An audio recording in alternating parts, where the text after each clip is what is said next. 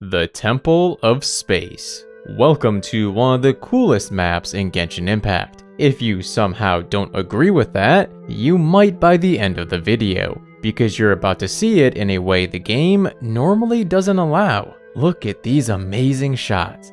This place is a real treat.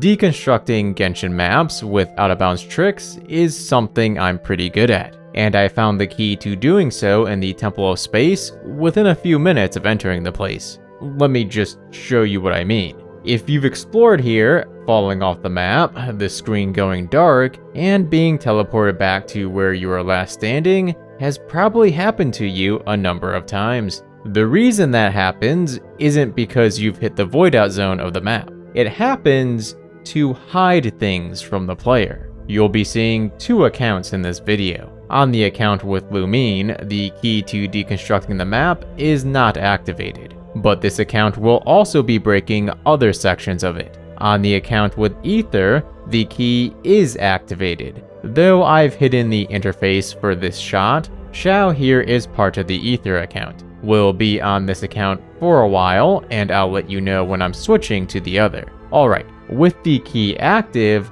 watch how different falling off the map is.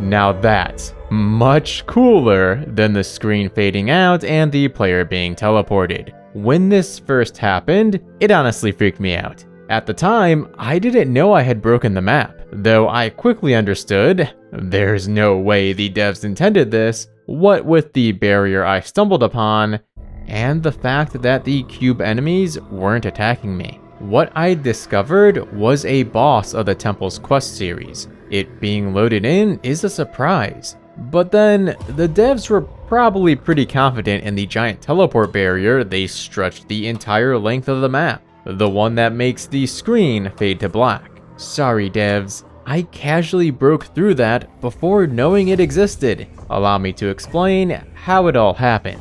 My approach to exploring new maps in Genshin is unique. The moment I set foot in it, immediately break out of bounds. For the Temple of Space, doing that completely breaks the map. This is because the teleport barrier that stretches the entirety of it, save for the portion of it near the cloudy bridge, is activated by completing a specific quest step, the one on screen now. However, you likely noticed earlier that the bulk of the map is far above the starting area with the cloudy bridge.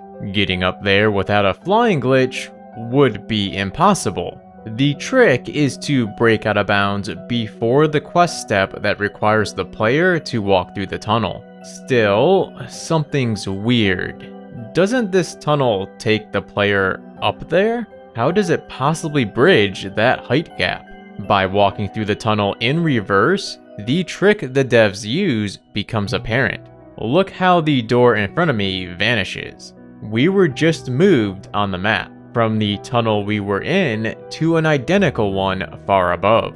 Because the player will have normally already opened all but the last door when this happens, those doors don't exist in the higher tunnel. Thus, our instantaneous move explains why the door vanishes. Despite ditching the quest, everything became accessible. Teleport waypoints could be activated, treasure chests could be looted, and the majority of puzzles involving decks could be interacted with and solved. So, I went to town. What else can be seen with this key that breaks the map? I found the boss arena for the Desert Pavilion. It's located far below the area and would otherwise be inaccessible outside the quest. A bit south of that is a giant rock that's just sort of floating outside the apathic interval, the cool red area we saw earlier.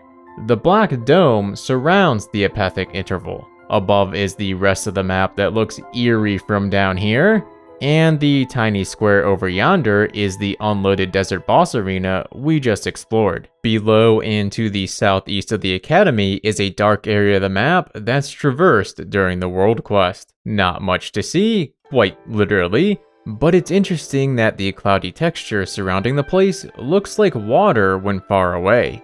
Said water is fake and the player passes through it. What a crazy cool sight. That shiny turquoise land is the dark area we just saw. All details have unloaded, leaving us with the bare minimum of graphics. Not sure I even understand what I'm looking at, but it's cool, and I like it. On the other side of the map, below the library, is a portion of Mondstadt that's also used for the world quest. It's comprised of the beach between Starsnatch Cliff and Stormbearer Point, along with a bit of the surrounding terrain. Oddly, all water is gone, making the beach dry. Land is missing too, entirely in areas that'd be outside the player's view when playing the quest normally. Trees can be cut, and lizards can be found in bushes. Lastly, in the temple south, it's super cool to glide between the main bulk of the map and the starting area. The change in skybox, the way they layered the clouds and everything else, being able to see it all is amazing. That's it for the Ether account. Let's switch over to Lumine. With her, I was doing the quest, well, normally probably isn't the right word, but I was doing the quest. I was following the steps. I did not disable the teleport barrier. Even so, there are 2 map breaks to show. First up, the Corridor of Nothingness. What an absolute misnomer that is. Nothingness, huh? It's a city floating in the sky. A city where half of it turns invisible if you walk in certain areas. Thankfully, the collision remains. Apparently, you can freely return to the corridor after completing the quest. I presumed this was a one-time area, so I made do with just the traveler. Getting around wasn't the easiest, but absolutely worth the challenge for these shots. The windmills are so disproportionately large compared to everything else. Can get inside of them from below, where there's unfinished textures. Lumine, are you okay? The far windmill is somehow even larger, exponentially so. Climbing it took some Starfell Sword shenanigans. Okay, where exactly is the floating city? The game hides it when playing the quest normally. However, by going to this area with Sakura trees, the map restriction is lifted and the location is revealed.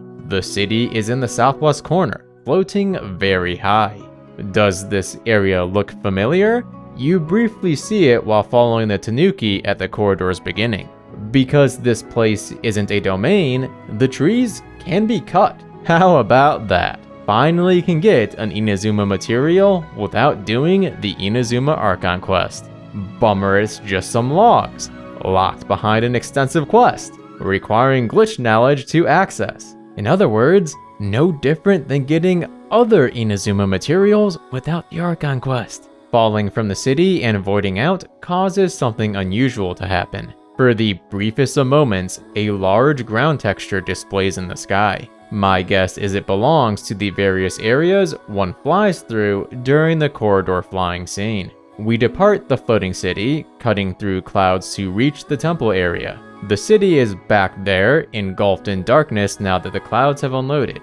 Immediately, a giant structure can be seen. That is the Hall of Photos, visible only during the flying sequence of the Corridor of Nothingness. The reason you can't see it when looking up from the temple grounds is because it only loads after entering the Corridor of Nothingness. Fun fact, it also unloads the moment you pass through it in the flying scene, making it tricky to visit. As you may know if you've watched my previous video, I indeed did make it there. And there's some really cool photos of Snezhnaya there. I think the rest of this place's literal jank can be saved for another video. The other place to see is the regular temple after having entered the corridor. What's so special about it? Absolutely nothing has changed besides the Hall of Photos being loaded in. Because nothing has changed is precisely why it's special. This is a map in a special state. My many years of exploring this game have taught me that everything down here, enemies, NPCs, interactable objects, should be gone after entering the Corridor of Nothingness. Remember Nilu's world where the only thing in all of Teyvat is that small scene in Sumeru? Yeah, it should be like that. Instead, I was able to do this mini quest with the cat and the dog while restricted to only Lumine. I could battle monsters and open chests. It's kinda weird, almost like the map isn't in a special state. And that's because it's not. The game simply wants you to think it is. If you need further proof, see this no co-op icon after I've entered the corridor of nothingness? Wow, look at that! I'm now in co-op. How was that possible? Really weird setup they have going on with this map.